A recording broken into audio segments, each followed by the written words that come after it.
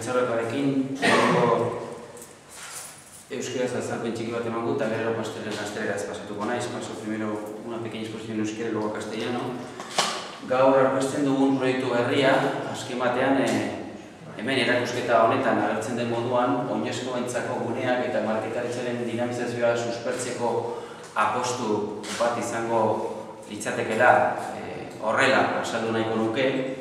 Azken batean proiektu berri honen bitartez bi helburu nagusi bilatzen ditugulako. Alde batetik merkataritzaren dinamizazio hori sustatzea, lortzea, hori dela eta habilitatu genuen aurrekontuetan plan berezi bat eta aurrekontu potente baten bitartez, eta proiektu hau plan horren adierazpen eta plasmazio garbia da.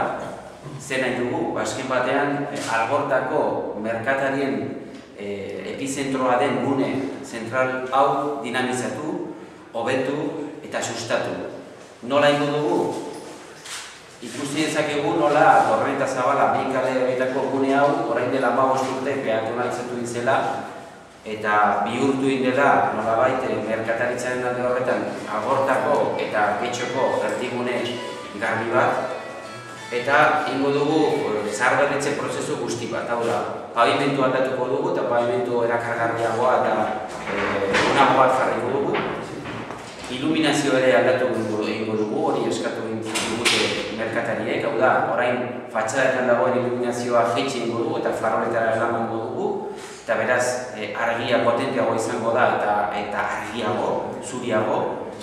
Kontenedoreak ere lurperatu ingo ditugu eta horrela nolabait gune despejatu bat habilitatu. Eta azken batean ingo duguna da bertako merkatari eta dendei protagonismo guztia ematea. Eta pizkat protagonismo hori potentziatzea, ezta? Hori da azken batean eskatzen zigutena, eskatzen digutena merkatariek eta horrela ingo dugu. Eta bigarren helburua izango litzateke nolabait Algortako metroaren plaza horren zaharberritze prozesuaren bitartez bilatzen duguna. Hau da, gure Algortako erdigune hori potentziatzea. Batez ere gurasoak eskatu ziguten umeentzako gune gehiago egotea, oso gune txikia dago eta guztiz beteta dago jendez gainezka normalen asteburutan eta egun libreetan, eta eskatzen ziguten gune gehiago nolabait umeentzako, eta hori egingo dugu azken batean zabalduko ditugu umeentzako gune berriak.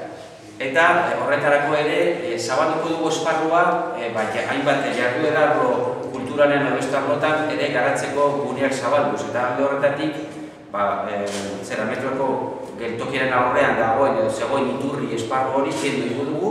Eta beraz zabaldu ingo da esparrua jarduerak bertan garatzeko.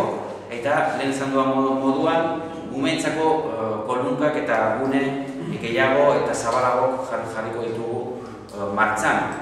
Errespetatu ingo ditugu eta potentziatu nolabait perimetroan dagoen gune berde hori, eta nik uste dut horren bitartez plazatzeinagoa bat eta batez ere erabilgarriago bat jarriko dugula martxan. Proiektua potentea da, 1.392.000 eurotakoa.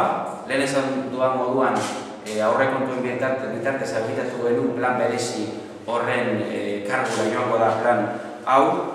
Eta bestaldetik esan EPEen aldetik ekainan hasiko dela obra, eta gure helburua dela azken batean gabonak etorri baino lehen obra amaituta egotea. Horrela eskatu zigutelako merkatariek, jakin badakigulako azken batean gabonak direla merkatarientzako urtean zehar daukaten nolabait momenturik garrantzitsuena salmentak egiteko momentuan. Eta hori dela eta gure helburua horixe da. Gabona baino lehen obra amaituta egotea eta beraz proposamen berri hau eta erakargarri hau martxan egoteko aukera zabaltzea.